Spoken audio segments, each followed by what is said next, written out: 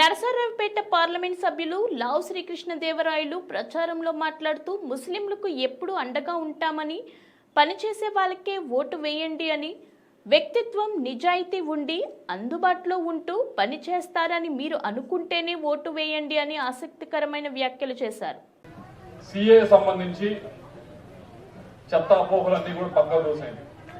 దానివల్ల ఆంధ్రాలో ఉన్న ఒక్క ముస్లిం సోదరుడు కూడా ఎటువంటి ఇబ్బంది తాగదు.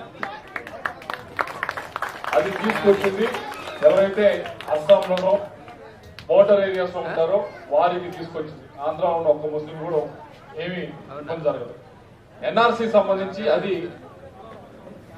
అది కూడా అపోహలే, పక్కకు దూసింది. ఎన్ఆర్సీ అనేది కులాల బట్టో మతాల బట్టో చేసేది కాదు. మన ఆధార్ కార్డు ఎలాగైతే అందరికి చేస్తారో అలాగే అందరికీ కూడా ఎన్ఆర్సీ చేస్తారు. అంతేగాని ఒకరికి చేసి ఒకరికి చేయకపోవటం కాదు. కాబట్టి అది కూడా నమ్మకండి.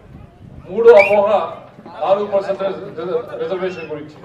మనం ఎటువంటి నాయకుడికి సపోర్ట్ చేస్తా ఉన్నాం, మనం ఆ రోజుకి ఒక రోజు సంతోషపడటానికి డబ్బులు తీసుకొని, ఒకరోజు సంతోషపడటానికి మందు తీసుకొని, ఎటువంటి వాడికి పడితే అటువంటి వాళ్ళకి ఓటేసి 5 సంవత్సరాలు తాగడానికి నీళ్లు కూడా లేకుండా ఇబ్బంది పడే పరిస్థితి వస్తే ఎలా ఉంటుంది అని ఒకసారి మీరు కూడా ఆలోచించుకోవాల్సిన అవసరం ఉంది. దానికి మళ్ళీ కులం యాడ్ చేస్తారు, మా కులం కదా అని.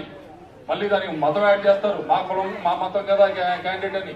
ఈ చెత్తంతా పెట్టుకునే బదులు ఎవడైతే పని చేస్తాడో, ఎవరిని ఏ ఎమ్మెల్యే ఎంపీ దగ్గరికి వెళ్ళి డిమాండ్ చేసి పని చేసుకోవాలో వాడి పోటండి అయ్యా.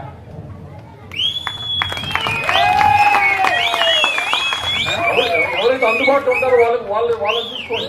ముఖ్యమైనది ఎవరికంటే ఇలా స్థలాలుండి ఇల్లు రాకపోవడం. దాని గురించి ఇప్పటికే మీ ఎమ్మెల్యే పుల్లారావు గారు చెప్పడం జరిగింది. ఇళ్ల గురించి, సైడ్ డ్రైన్స్ గురించి, సీసీ రోడ్ల గురించి, మూడింటి గురించి క్లియర్ గా ఇచ్చారు ఆయన ఇచ్చిన హామీలో.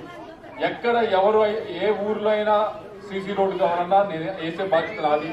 సైడ్ డ్రైన్స్ ఎక్కడ ఉన్నా కానీ వేసే బాధ్యత నాది. అలాగే స్థలాలు ఉండి ఇల్లు కట్టుకోలేకుండా ఇబ్బంది పడుతున్న వారికి ఇల్లు కేటాయించే బాధ్యత నాది అని చెప్పి ఇప్పటికీ ఇవ్వడం జరిగింది.